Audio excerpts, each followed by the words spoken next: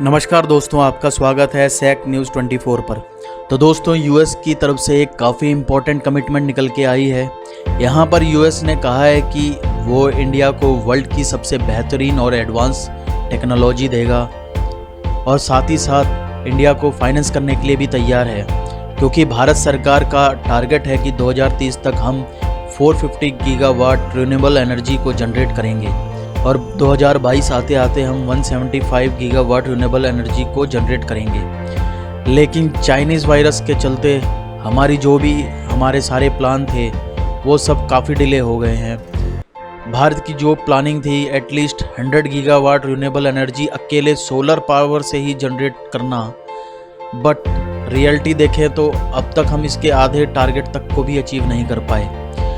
इस टारगेट को अचीव करना आजकल के वायरस के माहौल में तकरीबन असंभव सा लगता है। इसी बीच यूएस ने काफ़ी बड़ी स्टेटमेंट दी है और यूएस के special envoy on climate change John Kerry ने स्टेटमेंट में कोट करते हुए कहा कि हम इंडिया के साथ पार्टनरशिप करके इंडिया की हेल्प करेंगे, क्योंकि अभी इंडिया में फाइनेंस और टेक्नोलॉजी की कमी है और इसी प्रॉब्लम को सॉल्व करने के लिए अमेरिका इंडिया को टेक्नोलॉजी देगा और साथ में फाइनेंस भी करेगा, ताकि इंडिया इस तरह के इंफ्रास्ट्रक्चर को आगे और डेवलप कर सके।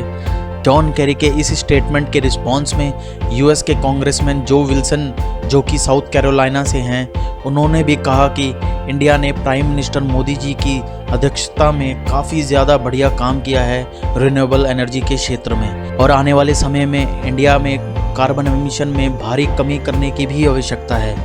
एक सवाल के जवाब में कैरी ने कहा कि चीन organisation for economic corporation and development OECD के सभी देशों की तुलना में अधिक कार्बन एमिशन करता है। यदि चीन इसमें शामिल नहीं होता और इसका हिस्सा नहीं बनता तो यूएस और बाकी दुनिया का जो लक्ष्य है ग्लोबल वार्मिंग और क्लाइमेट चेंज के सिचुएशन को टैकल करना, वो बिल्कुल नहीं कर सकता, क्योंकि अकेले चीन से सबसे अधिक कार्बन एमिशन होता है और चीन को इग्नोर नहीं किया जा सकता। हमें स्पष्ट रूप से चीन से अधिक सहयोग प्राप्त करने की आवश्यकता है।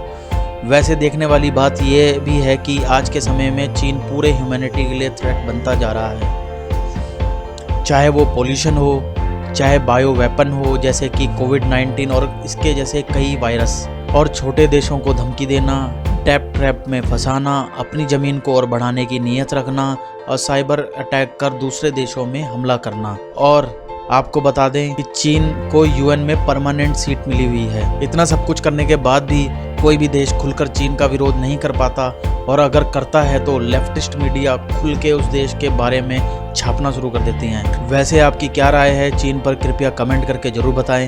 अगर आपको वीडियो अच्छी लगी तो लाइक, शेयर, सब्सक्राइब करना ना भूलें। जय हिंद।